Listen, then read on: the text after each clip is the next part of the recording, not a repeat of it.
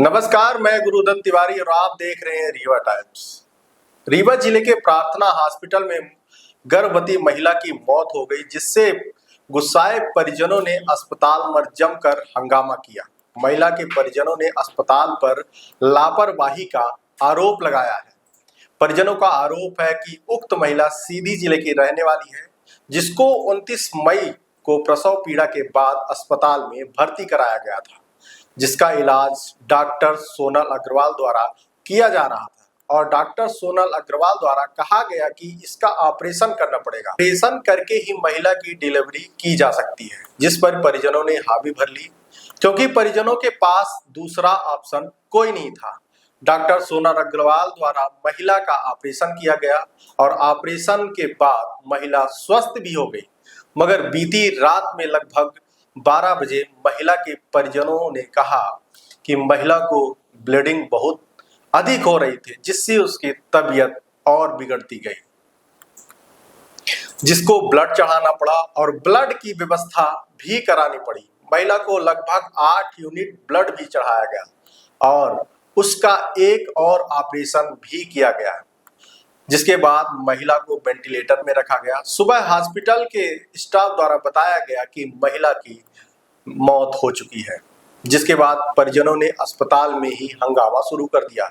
परिजनों का आरोप है कि महिला की मृत्यु दूसरे ऑपरेशन के वक्त ही हो गई थी, मगर अस्पताल प्रबंधन द्वारा छिपाया गया। परिजनों का आरोप है कि महिला की मृत्यु के बाद अस्पताल का बिल बनाने के लिए वेंटिलेटर पर रखा गया, जिसके बाद परिजनों ने अस्पताल में ही हंगामा शुरू कर दिया। परिजनों का आरोप है कि महिला की मृत्यु दूसरे ऑपरेशन के वक्त ही हो गई थी, मगर अस्पताल प्रबंधन द्वारा छिपाया गया। परिजनों का आरोप है कि महिला की मृत्यु के बाद मृत अवस्था में अस्पताल का बिल बनाने के लिए वेंटिलेटर पर भी रखा गया। महिला की मृत्यु दवाइयों के ओवरडोज से हुई है। परिजनों का कहना है कि महिला को आईसीयू वार्ड में जबरन रखा गया था, जबकि महिला पूरी तरह से स्वस्थ थी। खुद वह कह रही थी कि मुझे यहाँ से प्राइवेट वार्ड में शिफ्ट कर दिया जाए, यहाँ हमें बहुत ज्यादा दवाइयां दे रहे हैं। जिसके बाद अस्पताल प्रबंधन से बात भी की गई, उन्होंने कहा कि शिफ्ट कर देंगे, मगर शिफ्ट नहीं किया गया और नौबत यह आई कि जान चली गई। आपको बता दें कि प्रार्थना हॉस्पिटल रीवा में यह कोई पहला मामला नहीं हुआ है। इसके पहले भी अस्पताल में ऐसी कई घटनाएं हो चुकी हैं, मगर ताज्जुब की बात यह है कि इन घटनाओं के बार बार घटने के बाद भी रीवा जिला प्रशासन कोई एक्शन नहीं ले रहा और स्वास्थ्य सुविधाएं जस की तस बनी हुई हैं, जिसका नतीजा सामने है, मरीज की जान, जिसकी कोई कीमत नहीं है, कोई देखने वाला नहीं है। रीवा जिले में निजी अस्पतालों की मौज है, क्योंकि उनको पता है कि उनका कुछ भी होने वाला नहीं है। बताया जा रहा है कि स्वास्थ्य विभाग की मिलीभगत से जिले में ऐसे कई सैकड़ों अस्पताल बिना मानक के संचालित हो रहे हैं, जो मरीजों की जिंदगी के साथ खिलवाड़ कर रहे हैं।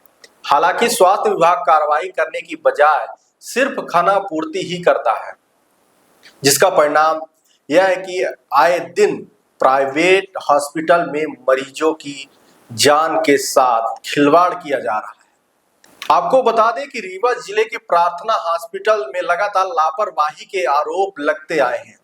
रीवा जिले में स्वास्थ्य सुविधाएं लापरवाही के चलते इतनी दयनीय स्थिति में हो गई हैं कि आए दिन मरीजों की जान जा रही है, मरीजों की मौत के साथ खिलवाड़ किया जा रहा है, मरीजों का सही समय पर सही इलाज नहीं किया जा रहा है, जिसके कारण मरीज की जान जा रही है।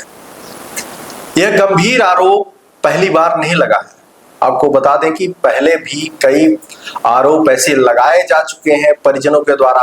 वहीं अस्पताल प्रबंधन पर जिला प्रशासन की ओर से अभी तक कोई कार्रवाई भी नहीं, सिर्फ खाना पूर्ति कर दी जाती है, जिससे मनमानी तरीके पर अस्पताल प्रबंधन अपनी हॉस्पिटल का मनमानी रूप से संचालन कर। आपको एक बात और ये भी जानना जरूरी है कि अगर डॉक्टर कोई इलाज करता हो, लापरवाही के दौरान मरीज की मौत हो जाती है, तो उस पर आपको क्या करना चाहिए? यह गंभीर समस्या पैदा हो जाती है, तो इस पर आपको कानूनी तौर पर रहकर क्या करना चाहिए?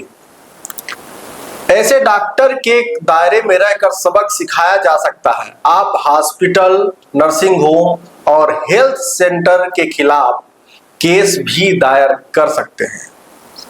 कानून क्या कहता है आपको बता दें कि अगर आप इलाज में लापरवाही बरतने के लिए डॉक्टर के खिलाफ क्रिमिनल केस करना चाहते हैं तो भारतीय दंड संहिता यानी आईपीसी की धारा 304A, 337 और 338 के प्रावधान किया गया है। इन धाराओं के तहत डॉक्टर को 6 महीने से लेकर 2 साल की सजा और जुर्माना दोनों हो सकते हैं। अगर कोई भी डॉक्टर लापरवाही करता है और इस तरह में मरीज की मौत हो जाए तो आप जरूर कानून का सहारा लें और कोर्ट में याचिका दायर करें और इस पर सख्त से सख्त अस्पताल प्रबंधन को कड़ी से कड़ी सजा दिलाने में सहयोग करें। और इस तरह से हॉस्पिटल जो भी आए दिन मरीजों की जान के साथ खिलवाड़ करते हैं, इन हॉस्पिटलों में जाना उचित ना समझे और लगभग ऐसे डॉक्टरों से इलाज ना कराएं जो लगातार लापरवाही कर रहे हैं। रीवा में इस तरह के कई हॉस्पिटल हैं जिनमें कई ऐसे डॉक्टर हैं जिसमें लगातार आरोप भी लगाए जा चुके हैं और आए दिन परिजनों के द्वारा हंगामा भी किया जाता है। सिर्फ इसलिए किया जाता है क्योंकि डॉक्टर सिर्फ मरीजों की दवाई करने के बजाय वहां पर पैसे एक मुफ्त में लिए जाते हैं। यह महिला प्रसव पीड़ा के बाद अस्पताल में भर्ती हुई थी और इलाज के दौरान इसका देहांत हो गया। गंभीर आरोप परिजनों ने लगाया। डॉक्टर सोनल अग्रवाल के ऊपर गंभीर आरोप लगे और वहां के प्रबंधन के ऊपर भी लगे। इस तरह हॉस्पिटल जाने में आप बचें और जहां सही इलाज हो उसी हॉस्पिटल का रुख करें। कल ये लोग हमको अंदर रात में 2 बजे बैठा के अंदर समझाएं। बॉडी मेरी मैडम की वहीं पे ख़त्म हो चुकी थी। उसके बाद ये मेरे को वहाँ अंदर बैठा के समझाएं कि अभी 48 घंटे का इनको रिस्क है। अब मेरे को वहाँ देखने नहीं जाने दिए। जब मैं गया हूँ कोई खून देखने की खून चढ़ रहा है, खून नहीं चढ़ रहा था। उसी समय मैं अपनी मैडम के यहाँ सिर में हाथ रखा, ठंडी थी वो। मैं बार बार पूछ रहा था, मेरे उसके अलावा कोई नहीं था। ये लोग इतना टॉर्चर किए हैं कि मैं अब क्या बताऊं। मैं इसको गाली देता था। नहीं बताई है वो। क्या नाम है आपका? सुजीत शर्मा। सुमन शर्मा। बताइए आपका क्या नाम है? मनीष कुमार द्विवेदी। क्या घटना हुई है? घटना हुई, मैं 29 तारीख को अपनी सिस्टर को यहाँ लेके आया, एडमिट किया। उनको मतलब प्रसव कराना था डिलीवरी के लिए, तो सीधी से लेके आया। मैं सुना था कि यहाँ वो संजय गांधी की कोई डॉक्टर हैं, वो ठीक ठाक ट्रीटमेंट करती हैं। उनसे पहले भी मिले थे तो बोले थे कि हमारे यहाँ आप लाइएगा, मेरे यहाँ अच्छी दवा होगी, तो आप प्राइवेट उसमें हम अच्छे से कर देंगे। तो उसी आशा विश्वास के साथ हम यहाँ आए हुए थे। और मेरे मरीज़ का जो है, मेरी बहन का ऑपरेशन भी किए, वो सारी चीज़ें ठीक थी। दूसरे दिन से बच्चा हुआ, वो भी सारी चीज़ें ठीक थी। 3-4 दिन तक सब चीज़ें चल रही थी और ठीक होने के बावजूद भी ये लोग लगातार आईसीयू में रखे हुए थे, जबकि हम इनसे बार बार बोल रहे थे कि उसको कम से कम जनरल वार्ड या प्राइवेट वार्ड में शिफ्ट करा दीजिए, तो मतलब उसको थोड़ा सा रिलीफ महसूस हो। वहाँ चारों तरफ मशीनों से घिरे रहना, उसकी वजह से उसको और दिक्कत होती थी। और एक चीज़ और था कि ये अपने हिसाब से फुल डोज देते थे उसी दवाइयों को। एक दिन में कोई मरीज़ को 20-20, 30-30 हज़ार की इंजेक्शन मतलब दवाएँ लग सकती हैं, क्या बताइए। और वो मतलब इतनी सारी दवाइयों का डोज उसको देते थे, पता नहीं है दवाइयाँ ले जाते हैं, आधा रख लेते हैं या फिर आधा यूज करते हैं, जो भी जैसे भी हो। तो और तो जो भी था तो ठीक था। और लेकिन कल की रात को मेरी बहन सब ठीक थी, कुशल मंगल थी। सुबह हम कई बार उनसे बोले, एक दिन पहले से भी बोल रहे थे कि आप प्राइवेट में शिफ्ट कर दो, और इन्होंने बोला कि हम शिफ्ट कर देंगे। लेकिन जब कल की बात हुई तो सुबह में मैं बोला कि आप शिफ्ट कर दो, और ये तैयार भी हुए कि हो गया फिर दोपहर में कर देंगे। दोपहर के बाद ये फिर बोले कि अब शाम को 6 बजे तक कर देंगे। 6 बजे के बाद बोले कि हो गया 11 बजे तक आपका पैसा लगेगा इसका आईसीयू चार्ज का, तो आप उसमें रखे रहिए, फिर शिफ्ट करा लीजिएगा।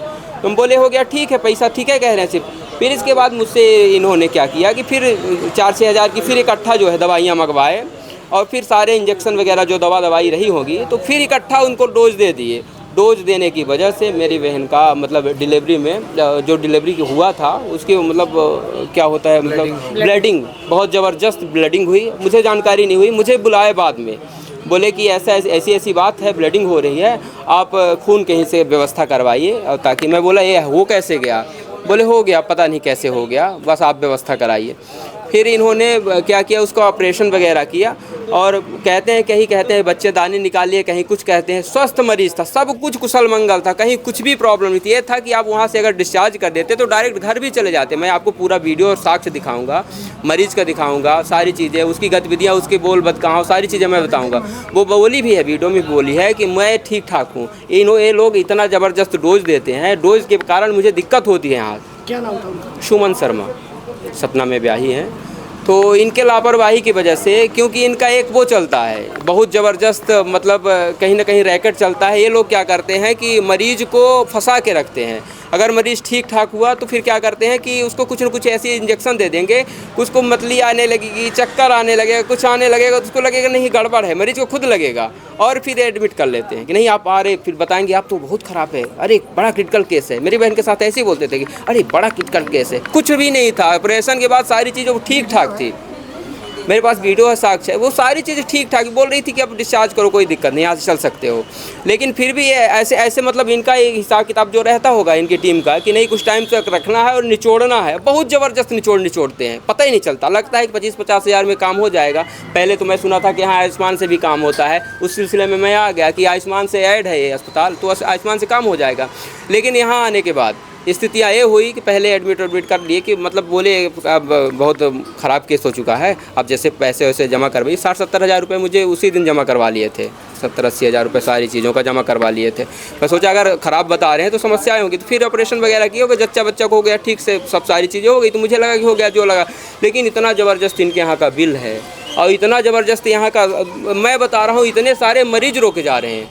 मैं यहाँ स्थिति ये है कि मेरी बहन डेथ हो चुकी है, शाम को ये लोगों ने ऑपरेशन किए, शाम को लेके गए ऑपरेशन किए, 12 बजे उनकी ब्लीडिंग हुई और इसके बाद ब्लड वगैरह आया, ऑपरेशन वगैरह किए। क्या कैसे ऑपरेशन किया, ऑपरेशन करते ही बहन मर गई लगता है, मुझे तो ऐसे लगता है। क्योंकि जब मुझे बुलाए कि आप मुझे यहाँ पे गार्ड वगैरह लगे रहते हैं तो बताते हैं कि इसके परिजन कौन है। तो जब परिजन के बुलाने आते तो हम लोग नीचे बैठे रहते, तो बताते हैं हम भैया हम ही हैं, तो बुलाते हैं कि सर आपको वहाँ बुलाए हैं, आईसीयू में बुलाए हैं। तो जब जाता है मरीज़ के परिजन तो फिर वहाँ स्थितियाँ पता चलती हैं कि क्या हो रहा है। तो वहाँ फिर पता चला कि वे इनको जो है तो वो लगा दिया, वेंटिलेटर में रख दिए। बोले ऐसी स्थिति आ गई, मुझे लगा हल्का फुल्का कुछ ब्लीडिंग वगैरह की, कुछ वो जो इनका ऑपरेशन वगैरह का होगा। मुझसे दस्तखत भी करवा लिए थे कि मुझे लगा कुछ जो होता होगा इनका प्रक्रिया, मुझे क्या बताइए, तो पूरा जान ले लेंगे और पूरा जान ले लिए। फिर अभी तक गुमराह करके रखे थे सुबह तक, मैंने ठीक ठाक है उनका। मुझे लगता है ऑपरेशन करते करते मरीज़ ख़त्म हो गया था। और ये लोग क्या किए हैं कि ये लोग सुबह बताए, हम लोग पूछ के थक गए, तब ये बताए कि नहीं अब मरीज़ आपका वो हो गया। फिर वो मैनेजर साहब एक हैं मनीष तिवारी जी हैं, तो वो कई बार कल भी परसों भी बार वो बोलते हैं आप पैसा नहीं जमा कर रहे हो, आपका पैसा इतना हो गया 20,000 40,000 50। मैं बोला कि मेरे मरीज़ हैं, परिजन, मैं परिजन हूँ तो मैं पैसे तो दे ही दूँगा। आज फिर बोले कि आप पैसे जमा करो तब आपकी बॉडी जाएगी। मैनेजर है यहाँ के। कितना बिल बनाया होगा? बिल मेरे पैसे कम से कम 1 लाख के करीब दवाइयों में लग गए होंगे, जांच वाँच में सब कुछ मिला के। बताइए कि 2-4 दिन में इतनी दवाई हो सकती है क्या? 50 हज़ार का तो खून आ चुका है। बताइए कहाँ जाता है, किसको चढ़ाए हैं खून? और इसमें आयुष्मान भारत का पूरा है और इतना ज़बरदस्त बेड चार्ज। मरीज का सुमन शर्मा नाम था सर। 5 दिन में किसी 5 दिन में प्रार्थना हॉस्पिटल में क्या पूरा मामला है? आपके ऊपर गंभीर आरोप भी लग रहे हैं कि आपकी लापरवाही के कारण पेशेंट की डेथ हो गई। देखिए, जिस पेशेंट की हम बात कर रहे हैं, सुमन शर्मा पेशेंट, 29 तारीख को हमारे यहाँ आई थी। पेशेंट हमारे यहाँ अत्यंत गंभीर अवस्था में आई थी, जिनको अत्यधिक रक्तस्राव हो रहा था। बेसिक जांचों में हमको पता चला है कि इनकी हार्ट की सर्जरी पहले हो चुकी है, जिसके लिए उनको खून पतला करने की दवाई चल रही थी। उसी समय परिजन को समझाया गया कि माँ की जान को खतरा है, यदि अभी तत्काल ऑपरेशन नहीं करेंगे तो बच्चे और माँ की दोनों की जान नहीं बचाई जा सकती। तत्काल उनका ऑपरेशन किया गया। ऑपरेशन के समय भी समझाइश दी गई परिजनों को कि मरीज की स्थिति अत्यंत गंभीर है। उनका जो बच्चा हुआ था, ऑपरेशन के द्वारा बच्चा हुआ, बच्चे की भी स्थिति बहुत अच्छी नहीं थी। तुरंत बच्चे को आईसीयू में शिफ्ट कराया गया और उसको तत्काल प्रभाव से मैनेज किया गया। आज के डेट में बच्चा स्वस्थ है। उसके बाद मरीज की स्थिति गंभीर बनी हुई थी, आईसीयू में 3-4 दिन तक भर्ती रखा था।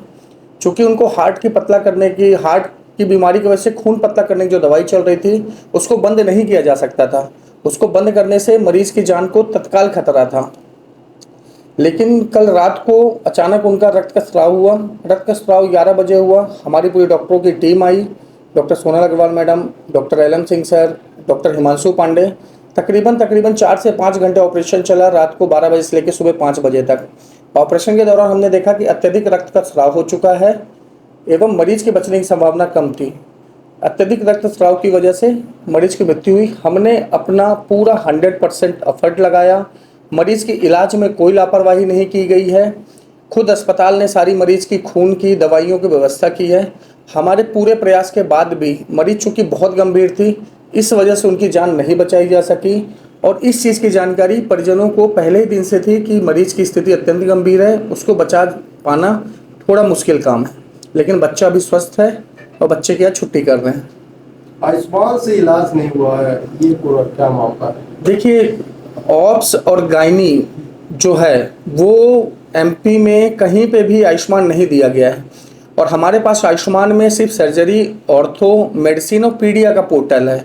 इसके अलावा हम किसी भी ब्रांच का, चाहे वो न्यूरो सर्जरी हो, चाहे गायनिक सर्जरी हो, हमारे पास उसकी परमिशन ही नहीं है। तो हम इस वजह से उनका आयुष्मान से इलाज नहीं कर पाए। ये पहले जानकारी थी, आपने पेशेंट के परिजनों को बताया था? परिजनों को भर्ती होते समय सारी जानकारी दे दी गई थी कि आयुष्मान इस बीमारी के लिए हमारे अस्पताल में उपलब्ध नहीं है। ये जिनकी डेथ हुई है, कितनी उम्र लगभग? 34 ईयर्स के आसपास उनकी एज है।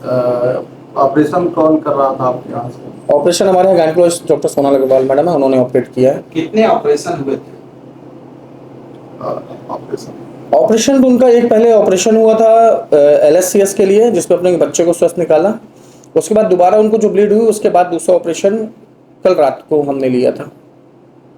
वेंटिलेटर पे कब रखा गया? वेंटिलेटर पे आज सुबह, ऑपरेशन के तुरंत बाद मरीजों परिजनों का आरोप है कि मृत्यु के बाद जो है वेंटिलेटर पे रखा गया। गलत आरोप है। कभी भी किसी भी मृत व्यक्ति को वेंटिलेटर पे, यहाँ क्या, मैंने आज तक इतने साल की प्रैक्टिस में कभी किसी